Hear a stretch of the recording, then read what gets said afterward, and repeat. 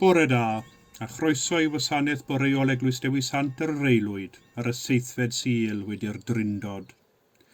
Mae trefn y gwasanaeth bore yma yn dalfyriad o'r boreol weddi ar gân, sef y gwasanaeth dyn ni fel arfer yn ei gynnal ar y Sul olaf o'r mis.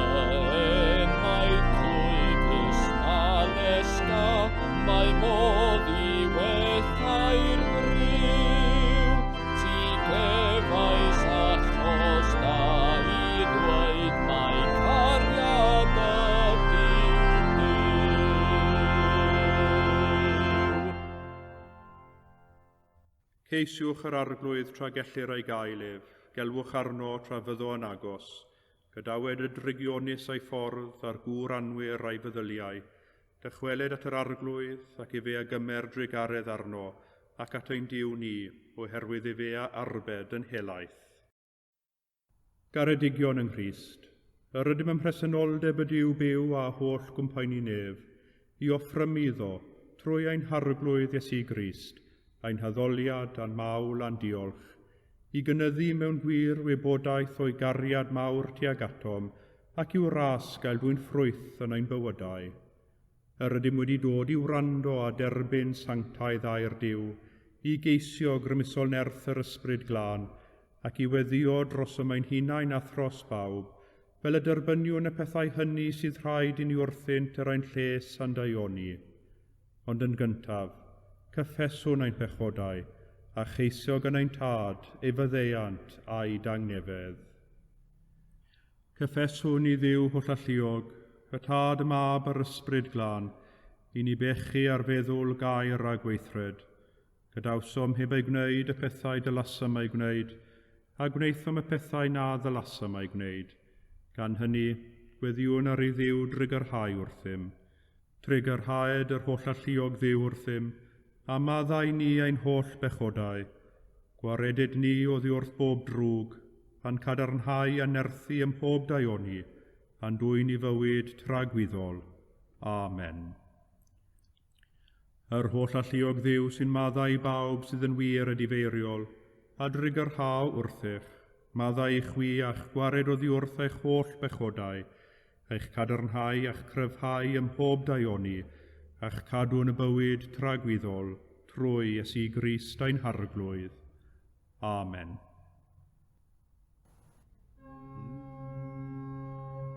Arglwydd a gorau'n gwefusau, a'n genau a fynegad y boliant. Dyw brosiau'n canorffwyo, arglwydd brysur a un camorf, goniant i'r tod ac i'r mob ac i'r ysbryd glon. Megis yr oedd yn y dechrau, y mae'r awr hon ac a bydd yn wastad, yn oes oes oedd.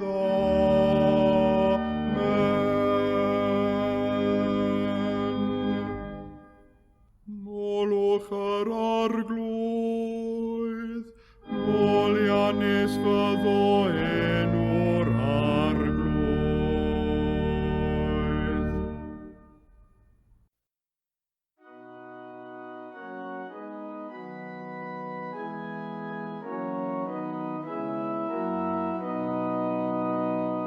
Dewch canon i'r arglwydd, am lawen hawn yng ngyrhaeg ein iach awdwriaeth. Deiwn gerau fronef a diolch, canon yn y llafar i fo a salmau. Canis yr arglwydd sydd yw mawr, a brenin y mawr ar yr holl ddiwiau. O blegyd yn ei lawef y mae gorddan derau'r ddaiar, ac efebiau uchelder y mynyddoedd. Y mor sydd eiddo canis efe a'i gwnaeth, a'i ddwylo a lunio fasachtir.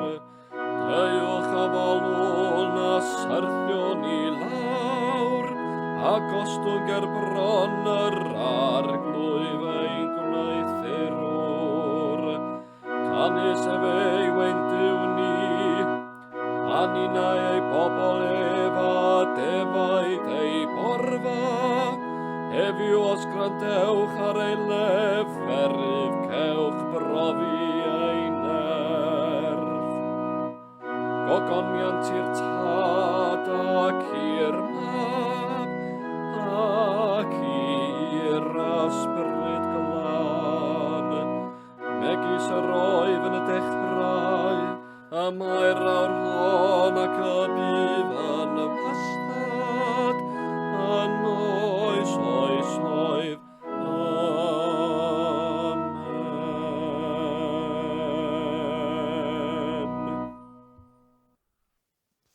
Darlleniad o lyfr cyntaf y Brenhinoedd. Ymddangosodd yr arglwydd i Solomon yn Gibeon mewn breuddwyd liw nos. A dywedodd Duw, gofyn beth bynnag y fyny gennyf. Dywedodd Solomon, buost yn ffyddlon iawn i'm tad Dafydd dy was, am iddo rodio gyda thi mewn gwirionedd a chyfiawnder a chywirdeb calon. Ie, parheast yn ffyddlon iawn iddo, a rhoi iddo fab i eistedd ar ei orseddfaen heddiw. A nawr, o arglwydd fy niw, gwnaethos dy was yn frenin yn lle fy nhad Dafydd, a minnau'n llanc ifanc dibrofiad. Ac y mae dy was yng nghanol dy ddewis bobl, sy'n rhy niferus i'w rhifo neu cyfrif. Felly, rho i ddwas galon ddeallus i farnu dy bobl, i ddirna da a drwg. Oherwydd, pwy a ddichon farnu dy bobl luosog hyn? Bu'n dderbyniol yng ngolwg yr arglwydd i Solomon ofyn y peth hwn. A dywedodd Duw wrtho, oherwydd i ti ofyn hyn, ac nid gofyn i ti dy hun, flynyddoedd lawer na chyfoeth nag einios delynion, ond gofyn deall wrth rando achos. Gwnaf yn ôl dy eiriau, rhoddaf i ti galon ddwyth a deallus, fel na byd y fath o'r flaen, ac na chyfed chwaith ar dy ôl.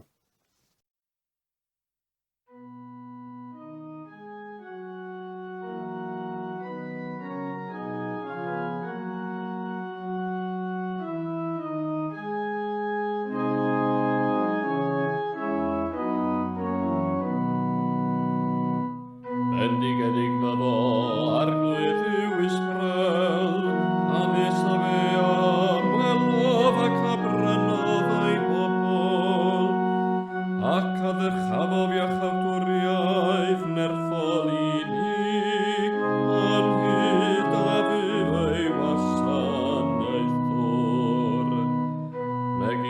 Dywedodd trwy enau ei sanctau proffwydi, yr rhai o'i fodd a chreuad y byd, yr anfonaf efyn i ymwared rhag ein gelynion, ac oddi wrth wylo pawb sy'n ein casau.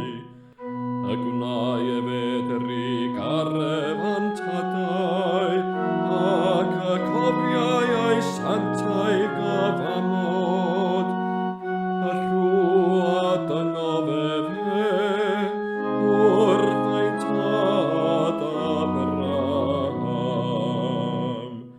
sef bod i fo ganiatau ni, wedi ein hymwared o fiwr fwylo ein gelynion, allu ei wasanaethu efn ddiofn, mewn sanctau frwyf a chyfiawnder ger ei bronef, o'r ddyddiau ein bywyd.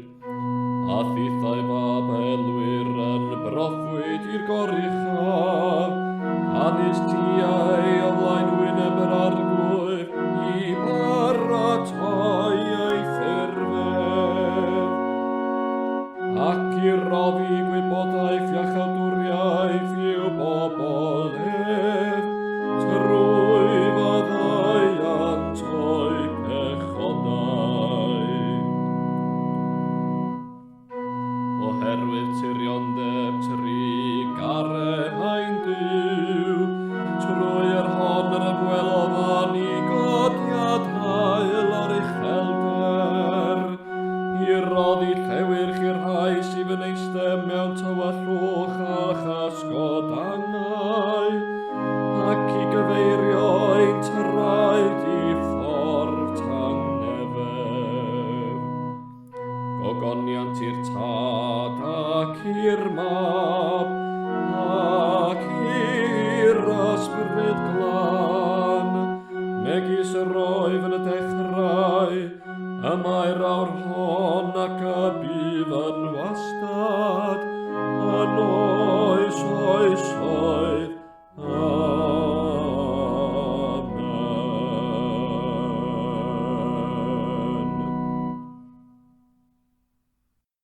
Daw'r darlleniad allan o Efengyl Mathew, pennod 13. A dyma ddameg arall y gyflwynodd iddynt. Y mae teyrnas nefoedd yn debyg i hedyn mwstard a gymerodd dyn a'i hau yn ei faes. Dyma'r lleiaf o'r holl hadau, ond wedi iddo dyfu, ef yw'r mwyaf o'r holl lysiau, a daw yn goeden, fel bod adar yr awyr yn dod ac yn nythu yn eich anghennau. Llefarodd ddameg arall wrthynt.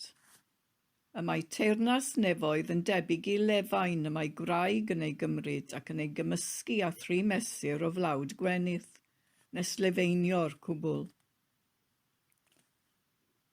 Y mae teyrnas nefoedd yn debyg i drysor wedi ei guddio mewn maes. Pan ddaeth dyn o hyd iddo, fe cuddiodd, ac yn ei lawenydd y mae'n mynd ac yn gwerthu'r cwbl sydd ganddo ac yn prynu'r maes hwnnw. Eto mae teyrnas nefoedd yn debyg i fasnachwr sy'n chwilio am berlau gwych. Wedi iddo ddarganfod un perl gwerthfawr, aeth i ffwrdd a gwerthu'r cwbl oedd ganddo a'i brynu.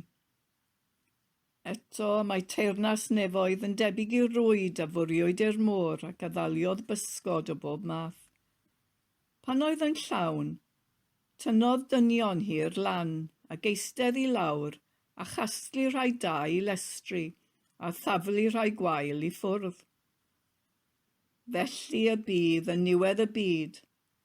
Bydd yr angylion yn mynd allan ac yn gwahanu'r drwg o blith y cyfiawn ac yn ei taflu'r ffwrnais danllyd. Bydd yno wylo a rhincian dannedd. Ydych wedi deall yr holl bethau hyn? Dywedasant wrtho, ydym. Am hynny meddai ef wrthynt, y mae pob ysgrifennydd a ddaeth yn ddisgybl yn nheyrnas nefoedd yn debyg i berchen tŷ sydd yn dwyn allan o'i drysorfa bethau newydd a hen. Credaf yn i'w dad holl gyfoethog, creawdwr nef a deiar, ac yn Iesu Grist einig fab ef, ein harglwydd ni, yr hwn a gai trwy'r ysbryd glân, a aned o fair forwyn, a ddioddefodd dan Pontiws Peilat, a groesoeliwyd, a fe farw ac a gladdwyd. Disgynnodd uffern, y trydydd dydd y cyfododd o feirw, a esgynnodd i'r nefoedd, ac y mae'n eistedd ar ddeheilawd i'w dad holl gyfoethog, o ddiynod aw i farnu'r byw ar meirw. Credaf yn yr ysbryd glân, yr eglwys lân gatholig, cymyn y saint, myddeiant pechodau, at gyfodiad y corff, a'r bywyd tragwyddol. Amen. Ar arglwydd a fo gyda chwi, a chydath ysbryd ithau, gweddiwn. Arglwydd drig ar hawr ddim, Crist drig ar hawr ddim, arglwydd drig ar hawr ddim. Oen tad, yr hwnnwyd tan a nefoedd, sanctaidd enw, deled y dair nas, wneler dewallus, megis yn y nef, felly ar y ddaiar hefyd. Dar oen i heddiw ein barab ein addiol, a maddau ni ein dyledion, fel y maddaiwn in ein dyledwyr, ac nac arwain ni brofedigaeth, aeth i'r gwared ni rhag drwg.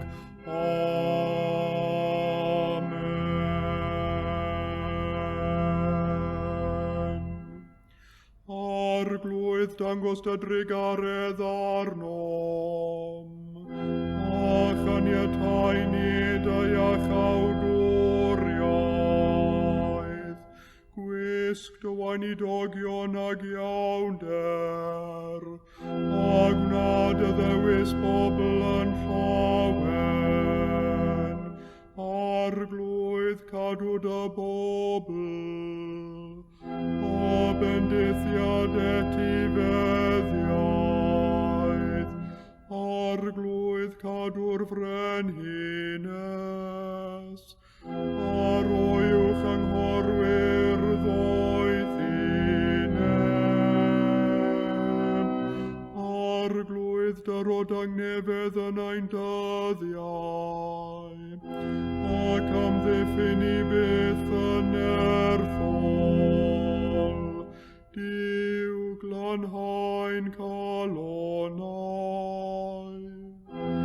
ac adnodd ysbryd yn iawn o'n mewn.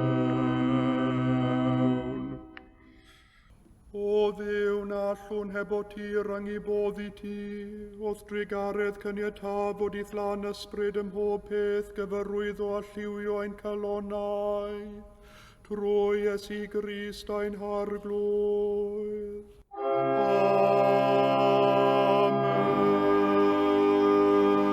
Amen.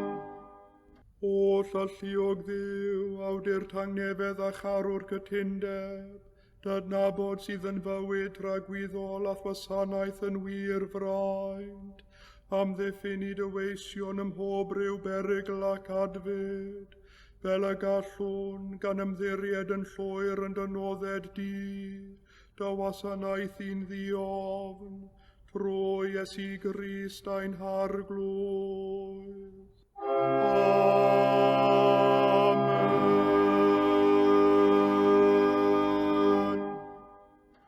Amen. Nefol dad a'n cedwaist yn ddihangol hyd ddechrau'r dydd heddiw, am ddiffiniaeth gadarnallu, a chaniatân a syrthiwn y dydd hwn i unrhyw bechod, na rhedeg i unrhyw berygl, ond bod ein holl weithredoedd wedi ei lliwio wrth dylywodraeth, i wneud yn wastad yr hyn sy'n gyfiawn yn dolwg di, trwy Iesu Grist ein harglwydd.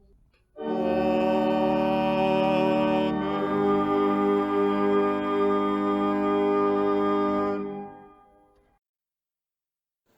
Gweddiwn ar ein tad nefol, ffynhonnell pob cariad a bywyd. Ac felly gweddiwn dros yr eglwys, yn enwedig dros yr esgobaeth hon, a thros Jiwn ein hesgob. Gweddiwn hefyd dros blwy eglwys Dewi Sant, fel y gallwn parhau'n ffyddlon i'n galwedigaeth a chyhoeddi'n deilwng air y gwirionedd.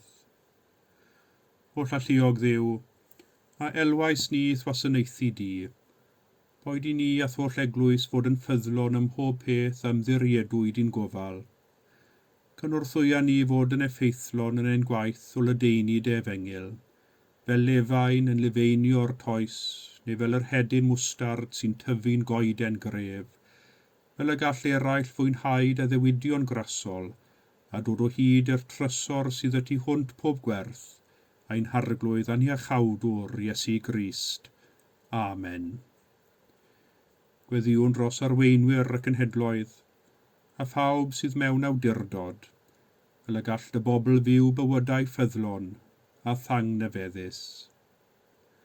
O llalluog Dduw, tad holl genhedloedd y ddeiar, datguddia wir drysor dy air i'r rheini y mae ei llygaid wedi cael ei gau gan ofalon y byd hwn, neu ei dallu gan yr awydd am gyfoeth a grym, statws a dylanwad. Plan ar had yn ei cylonnau fydd yn tyfu'n awydd i weithio dros fywyd gwell i bawb, a ffyniant i holl blant y llawr, trwy dy fab Iesu Grist ein harglwydd. Amen. Gweddiwn dros y ddinas hon, dros ein teuluoedd, a thros bawb y mae ein bywydau yn ymwneud â hwy. Tregarog dad, yn greais ni fyw mewn cymuned ac yr ydym yn dod i'n llawn dwf mewn perthynas ag eraill. Erfyniwn arnat fendithio aelodau o'n teuluoedd lle bynnag y bont, a'i hymddiffyn rhag holl ymysodiadau drigioni. Bendithia hefyd ein cymunedau lleol, a chadw hwy'n rhydd rhag popeth all ei llygru fel y gallwn ni oll fyw ynghyd mewn heddwch, a thrwy fod yn ymorol am anghenion eraill, a gallwn adeiladu ein cymdeithas ar egwyddorion cedir yn dy deyrnas, trwy Iesu Grist ein harglwydd. Amen. Gweddiwn dros bawb sy'n dioddef, a rhai sy'n gweini arnynt. O llalluog Dduw, a rwyt yn noddfa ac yn nerth i bawb sy'n galw arnat. Dy roi rhai sy'n dioddef y sicrwydd nad ydynt wedi cael ei anghofio, nad ydynt wedi cael ei gwahanu oddi wrth gariad dy unig fab Iesu Grist. Boed i'r cariad a'r sicrwydd hwnnw, amgylchynu pawb sy'n galw arnat heddiw, iddynt deimlo rhyddhad, yr adnewyddiad a'r iechad o gorff meddwl ac enaid, a ddaw oddi wrth ti yn unig, trwy Iesu Grist ein harglwydd. Amen. Disg ni arglwyddau thwasanaethu fel yr heiddi, i roi heb gyfri'r gost, i frwydro heb ystyried y clwyfau, i weithio heb geisio gorffwys, i lafurio heb ddisgwyl unrhyw wobr ond gwybod ein bod yn gwneud dewyllus di, trwy Iesu Grist ein harglwydd. Amen. A dywedwn gyda'n gilydd eiriau'r gras ein harglwydd Iesu Grist a chariad Duw, a chymdeithas yr ysbryd glân, a fo gyda ni oll, byth bythoedd. Amen.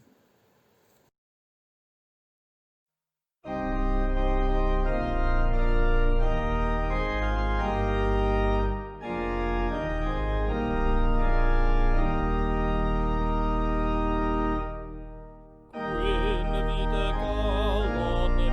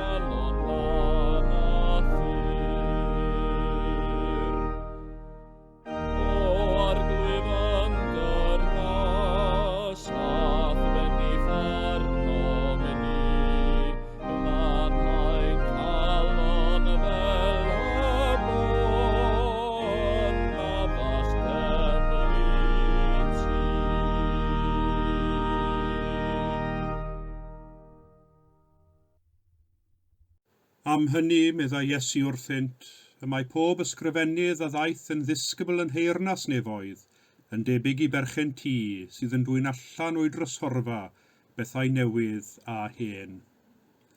Y ddeuddegfed adnod ar 20 o'r 10 bennod ar 10 o'r Efengyl yn ôl Sant Matthew. Pethau newydd a phethau hen.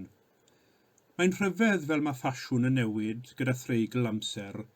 Mae'r newydd yn gyflym yn troi'n gyfarwydd ac wedyn yn hen cyn i rhywbeth newydd ddod a chymryd ei le. Dyna natur bywyd. Does dim yn aros yn ei unfan, does dim yn aros yr un fath, a does dim yn y byd hwn sy'n para am byth. Beth oedd gynt yn cael ei ystyried yn newydd ac yn gyffroes, ddegawd yn ôl dyweder, erbyn heddiw yn cael ei ystyried yn hen ffasiwn ac yn amherthnasol. Fe welwn hyn ym mhob agwedd o fywyd a chymdeithas, o wleidyddiaeth i ddilliau dysgu ym myd addysg, o syniadau a damcaniaethau gwyddonol, i foesoldeb a gwerthoedd personol, o ffasiwn dillad i'r celfi sy'n addurno'n tai. Does dim yn rhydd o'r fath newid, dim hyd yn oed bywyd yr eglwys. Elfed yn un o'i emynau sy'n crynhoi hyn. Newid mae gwybodaeth a disgeidiaeth dyn, ond, meddai, aros mae Efengyl Iesu Grist yr un. A'r gwir yw, mae rhywbeth sydd ynom sy'n hoffi newyddeb, sy'n chwilio am y newydd a'r cyffroes, ac sy'n gyflym yn aniddigo a'r cyfarwydd a'r cyffredin. Ond hefyd, mae rhywbeth ynom sy'n crefu am gysur y cyfarwydd a'r hen, ac mae hyn yn gallu creu tensiwn. Tensiwn ynom ni ein hunain, tensiwn yn ein teuluoedd, a hefyd tensiwn yn ein cymdeithas. Serch hynny, nid rhywbeth i'w ofni yw'r tensiwn hwn, oherwydd o ganol y tensiwn creadigol y daw y newydd i fodolaeth, ac fel yr hedyn mwstard, y lleiaf o'r had i gyd, y mae'n tyfu'n goeden fawr. Neu fel yr ychydig o lefain sy'n cael ei gymysgu ar blawd, mae'r ychydig yn ddigon i lifeinio'r cwbl. Ac yn y darlleniad o'r Efengyl y bore yma, fe gawn Iesu yn annog ei ddisgyblion, yn ein hannog ni ei ddilynwyr heddiw, nid i ofni'r newydd, na chwaith ddiystyru'r hen. Yn hytrach, cawn ein hannog i fod yn debyg i'r perchen tŷ sydd yn dwy'n allan o'i drysorfa bethau newydd a hen. Hynny yw cymryd y gorau, y trysor o'r newydd a'r hen sydd gennym, a'i defnyddio a'i cymhwyso nhw i'n bywydau ffydd wrth i ni fentro ymlaen i'r dyfodol. Mae dau berygl mawr i ni Gristionogion, dau berygl sydd wedi maglu dilynwyr Iesu ar hyd y canrifoedd. Y perygl cyntaf yw credu mai gwaith y Cristion yw cadw'r traddodiad yn fyw, ac felly ymdrecha i ddiogelu'r hen draddodiadau, yr hen ffordd o wneud pethau, yr hen ddilliau o addoli a bod yn eglwys. Gwnau hynny'n bennaf trwy ddiystyru neu anwybyddu'r newydd gan weld pob newid bach yn fygythiad i'r hen draddodiad parchus. Ond nid gwaith y Cristion yw cadw'r traddodiad yn fyw. Yr ydym yn hytrach yn rhan o draddodiad sy'n fyw. Mae'r un yw'r Efengyl, yr un yw Iesu, eto mae'r traddodiad yn newid ac yn addasu ei hun mwyn i'w Efengyl Iesu, barhau yn rym berthnasol sy'n newid ac yn achub bywydau yn ein dydd ni heddiw. Yr ail berygl mawr, ac mae hwn yn berygl mawr i ni heddiw, yw credu mae'r ffordd orau i'r ffydd Gristionogol lwyddo goroesi yn ein dydd yw gwaredu'r hen sy'n gymaint o dramgwydd i genhadaeth yr eglwys heddiw.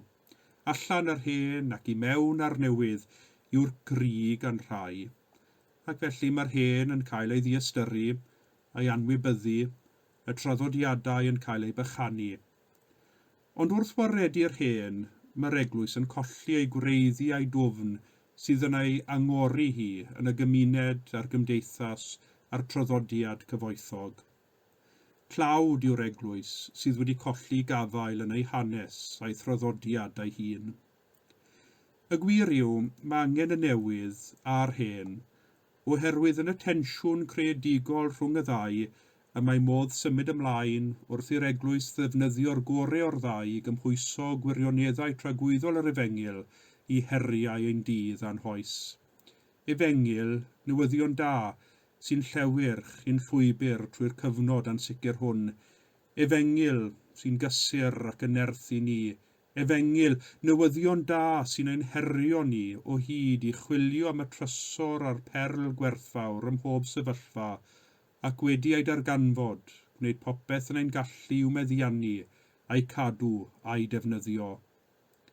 Pwy fiasau wedi dychmygu ar ddechrau'r flwyddyn hon y byddwn ni heddiw yn addoli nid yn adeilad yr eglwys, ond ar ein heilwydydd gan ddefnyddio cyfrifiadur, ffôn symudol, tablet neu luniadur i fod yn rhan o weithred o addoli sy'n cynnwys y newydd a'r hen.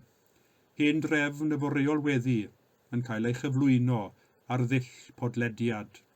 Mae'n rhyfedd o fyd. Ac mae hwn, wrth gwrs, yn golygu ein bod yn eglwys mewn ffordd wahanol sydd yn newydd i ni hefyd. Eglwys sy'n bwrw ei rwyd ymhellach ac yn lletach ar y rhyngrwyd nag o'r blaen. Wrth gwrs, yr argyfwng presennol sydd y tu hwnt i reolaeth pob un ohonom sydd wedi ein gorfodi ni i fod yn eglwys heb furiau, yn eglwys rithiol am y tro. Ond mae'r cyfnod hwn yn peri ni ofyn pa brofiadau newydd yn ystod y cloi mawr yr hoffem ni weld yn parhau'r dyfodol gan fod y cyfyngiadau wedi llacio. Allwn ni fynd yn ôl i fod yn eglwys heb resenoldeb ar y rhyngrwyd fel sydd gennym nawr? Yn bersonol, dwi'n amen fawr. Yn y tensiwn creadigol rhwng y newydd a'r hen, trwy weddi a chyda gras diw, dargynfyddwn fel eglwys y ffordd ymlaen i'r normal newydd y mae pawb yn sôn amdano ar hyn o bryd. Fe allwn ni hefyd ofyn y cwestiwn am ein bywydau personol. Be sydd wedi newid yn ein bywydau ni? A welwn ni fywyd trwy bar newydd o lyged tybed? A dim wedi dysgu rhywbeth amdano mae'n hunain, am ddiw, am ein ffydd yn ystod cyfnod y cloi mawr? Pa drysorau newydd sydd gennym i ychwanegu at yr hyn sydd eisoes yn ein trosforfa o brofiadau, trysor a fydd yn ein cynnal ni i'r dyfodol. Wrth i ni edrych tua'r normal newydd, be sy'n mynd i newid yn ein bywydau ni tybed? Fel Solomon yn ein darlleniad o'r Hen Testament, efallai bod angen i ninnau hefyd weddio a gofyn am ddoethineb. Yn ein darlleniad o lyfr cyntaf y Brenhinoedd, clywsom yr hanes am Dduw, ar ddechreuad teyrnasiad Solomon, ar ddechrau pennod newydd yn hanes pobl Israel, yn dod ato mewn breuddwyd liwnos ac yn dweud wrtho, gofyn beth bynnag y fyny gennyf. Fe allai Solomon fod wedi gofyn am gyfoeth, fe allai fod wedi gofyn am nerth milwrol, neu am enwogrwydd o fri, fe allai fod wedi gofyn am gael bod yn well brenin na'i dad Dafydd. Ond na, un peth yn unig a ofynnodd Solomon ifanc, a hynny oedd am ddoethineb, am galon ddeallus i ddirnad da a drwg. A'i doethineb Duw sydd ei angen arnom ninnau yn fwy na dim heddiw fel eglwys ac hefyd fel Cristionogion wrth i ni edrych i'r dyfodol sy'n parhau'n weddol ansicr i ni. Y doethineb hwnnw fydd yn ein cynorthwyo ni i ddwyn o'n trysorfa y newydd a'r hen ni'n galluogi i symud ymlaen i'r dyfodol yn hyderus. Y doethineb i ddal gafael yn yr hen sydd yn ein gwreiddio yn ein traddodiad byw a'n ffydd yn y Crist atgyfodedig, a'r doethineb i gofleidio'r newydd ac agor i ni bosibiliadau ar gyfer dyfodol gwahanol. Dim ond wrth i ni ymaflyd ar tensiwn creadigol rhwng y newydd a'r hen, a doethineb Duw yn gefn i ni, y gallwn ni'n wir fod fel hedyn mwstard ac fel lefain yn weithgar yng ngwaith y deyrnas, a bod yn gymorth i eraill ddod o hyd i'r trysor tu hwnt i bob gwerth, sef Iesu Grist a'n harglwydd. Amen.